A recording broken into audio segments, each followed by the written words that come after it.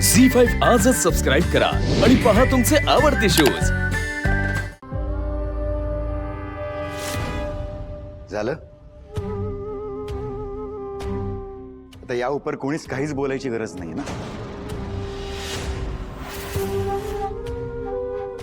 जो काही निर्णय द्यायचा आहे तो वेदाने स्वतःच दिलेला आहे।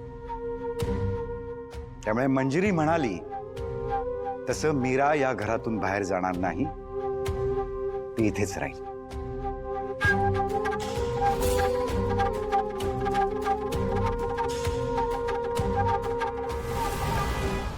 ठीक आहे,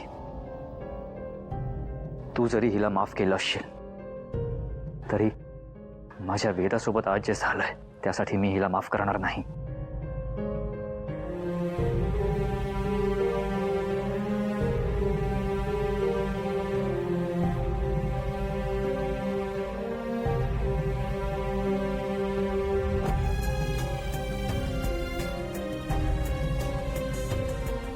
अनन्या, हाँ वेदाला तिच्या खोलीत घेऊन जा आणि डॉक्टर कुठपर्यंत आले ते बघ।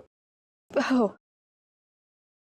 वेदा, चला सावकाश।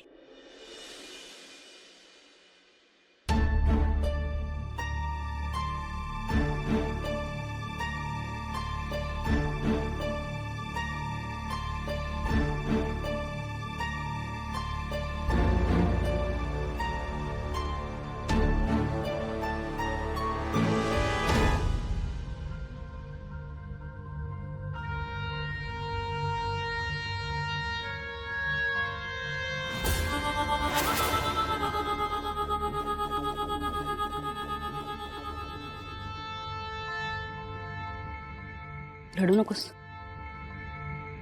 कालपासून काही खाल्लं नसेल ना, थकली असेल, जा खोलीत जाऊन आराम कर। तुम्ही माझ्या बाजूने उभ्या राहिलात, मला लेक म्हणालात। मी तुमचे उपकार कधीच नाही विसरणार बाईसाहेब। आजपासून बाईसाहेब नाही म्हणायचं, आईसाहेब म्हणायचं।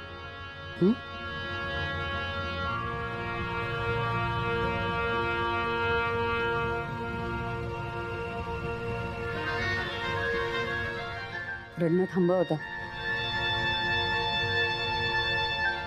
जा। कालपासून काही खाल्लं नसेल ना, खोलीत जाऊन फ्रेश हो, मी काहीतरी बनवते तुझ्यासाठी। जा।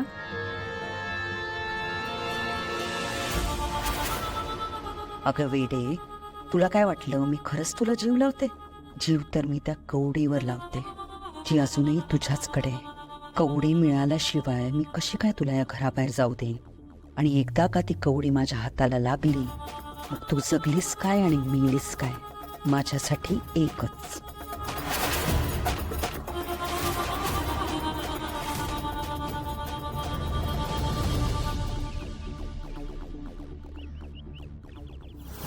तुझी पत्रिका घेऊन ये, याच ठिकाणी आजच्याच रात्री शोधेन मी या समस्येचं समाधान।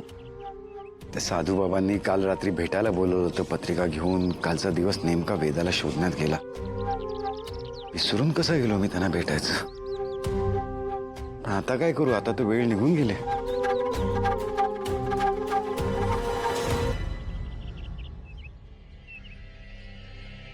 बाबा बाबा,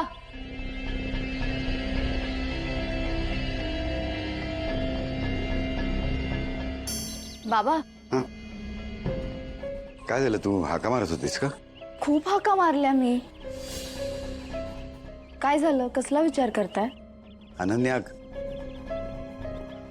आपण त्या 3 जन्मपत्रिकांचा शोध घेतोय ना, त्या संदर्भातच एका ठिकाणी भेटायला जायचं होतं मला काल रात्री। पण ह्या वेदाच्या सगळ्या प्रकरणात मी विसरूनच गेलो। मग त्यात काय? अहो, त्यासाठी एवढा कसला विचार करताय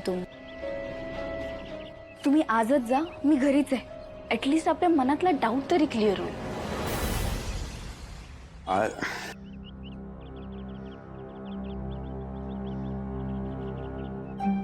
ठीक आहे, जातो।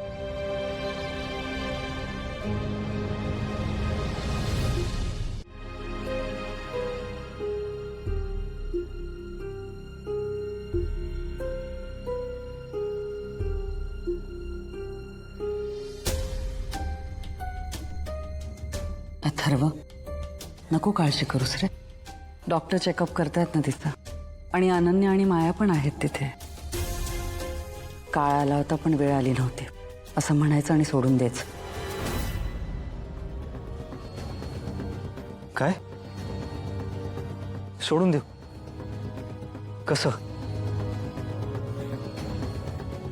आई, वेदा सापडेपर्यंत माझी काय हालत होती ते माझं मलाच माहिती. माझ्या वेदाला काही झालं असतं तर?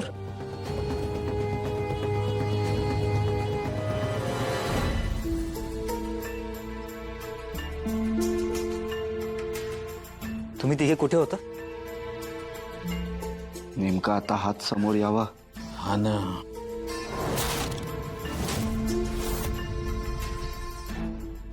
हे आम्ही पण वेदाला शोधत होतो. हो साहेब, अक्षरशः डोळ्यात तेल घालून आम्ही वेदा बेबीला शोधत होतो सगळीकडे. कुठे शोधत होता तुम्ही वेदाला? हे सर्व कुठे कुठे नाही शोधलं आम्ही तिला. हा? शहराच्या या टोकापासून त्या टोकापर्यंत सगळीकडे शोधत होतो. एक गार्डन म्हणू नकोस, थिएटर म्हणू नकोस, रिक्षा स्टँड म्हणू नकोस, बस स्टँड, सगळीकडे शोधलं आम्ही. माहितीये अजित, अरे आपली वेदा घरी आली आहे, सुखरूप आहे. वेदा बेबी सापडल्या? हो हो, सापडल्या. वेदा बेबी सापडल्या. ओ देव पावला, ओ देव पावला. हो ना. बरं, तुम्ही रात्रभर काही खाल्लं नसेल ना. जा तुम्ही सगळे फ्रेश व्हा, काहीतरी खाऊन घ्या. हा, जा.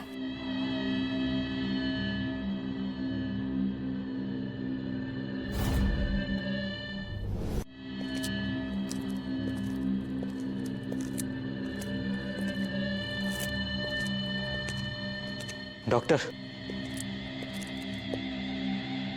डॉक्टर, कशी आहे वेदा? वेदा आता नॉर्मल आहे. पण मला तुम्हाला एक गोष्ट सांगावीशी वाटतेय. जर तुम्ही पॅनिक होणार नसाल तर सांगते. नाही नाही नाही, आम्ही पॅनिक होणार नाही. जे काही ते प्लीज फ्रँकली सांगा. मी जेव्हा वेदाला चेक केलं तेव्हा माझ्या असं लक्षात आलं की वेदा कोणत्याही मानसिक धक्क्यामुळे बेशुद्ध पडली नव्हती. तर तिला गुंगीचं औषध देऊन बेशुद्ध केलं होतं.